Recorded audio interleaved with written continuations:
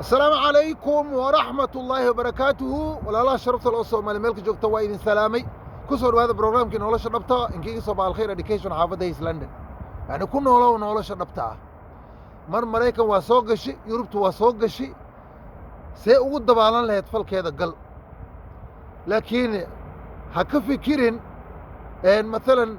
وحدي دونه عروته وهلابي دوران ماشان والوقوف السهادي دباتها كجرتو meeshaan hadal looma baahno waxaa loo baahan yahay ficil hadal badan haan ma buuxsho soomaali baa tiri moogta dalkii alxamdulilah waa soo degnay anagu maraykan waa degannahay yurubna waa degannahay australia kanana waa degannahay marka muhiimkeeda waxaa weeye meesha waa soo gashaye see ugu badbaadaa wey diintaada ugu ilaalisaa dhaqankaada ugu ilaalisaa carruurtaadana ugu ilaalisaa kolley saddexaan u kala saarnay qoysaska soomaali walaalaha sharafta leh sida lagu badbaadi kara waxaa weeye qowska koowaad waxaan dhahnay waa qows hanti leh ilaahay lacag siiyey maal siiyey maraykanna hanti ku haysa dalkiina hanti ku hayso markaan dalalkan aan deganno qurbaha waa meel stresskiisa badan yahay noloshiisa ay adag tahay markaan haddii ilaahay lacag ku siiyey dalka u guur alxamdulilah adii carruurtaa bartaa kusoo barbaaro carruurta halkaa kusoo weynaadeen hadhow dama go'aanka ayagaa le ha imaadeen qows waa qowskaas ile waxaan ka fikiraynaa saan qurbaha ugu badbaadi lahayn dreamkii sheekadii oo waa guurayay sheekadaas socon waayde raggii guuray hataa waa soo noqdeen laakiin see loogu badbaadaa weye qows waa qowskaas qowska kale waxaa weeye qowska aabbihii baa halka jooga carruurtii waa u shaqaynayaa hooyadii baa carruurta soo badbaadinaysa carruur badan oo hooyooyin fara badan iyo rag fara badan oo saas suubin waa jiraan maasha allah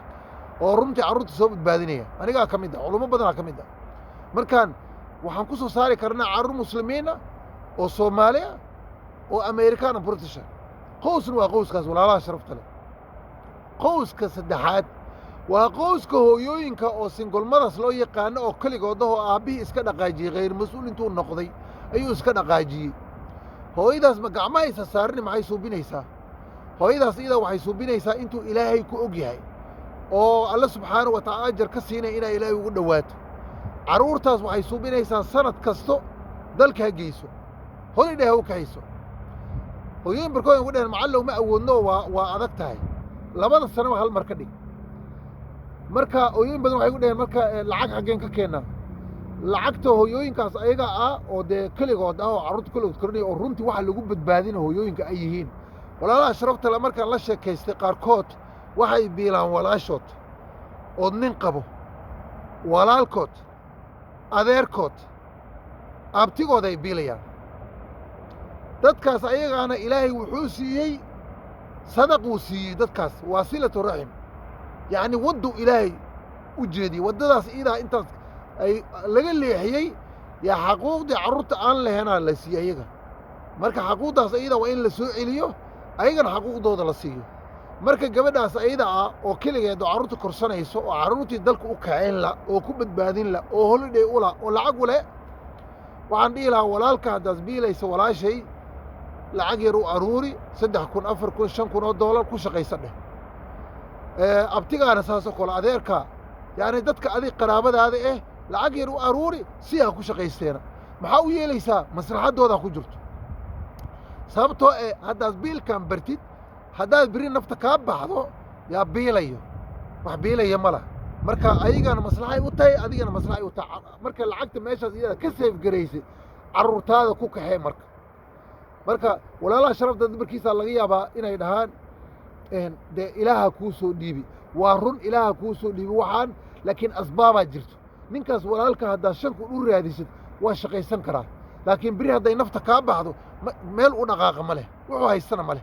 laakiin hadda iska dhalayso markaan dhintana ilaaha biili doono dee ilaahay waa biilaya ilaahay subxaanahu wa tacaala quwadiisa asaa ummaddan irsaaqaya laakiin asbaab waa inaan la yimaado wax kastaba asbaab ay leeyihiin asbaabta adi noqo oo 5 kun u raadi haddii saddexdan qoys loo kala baxa waxaan soo saari karnaa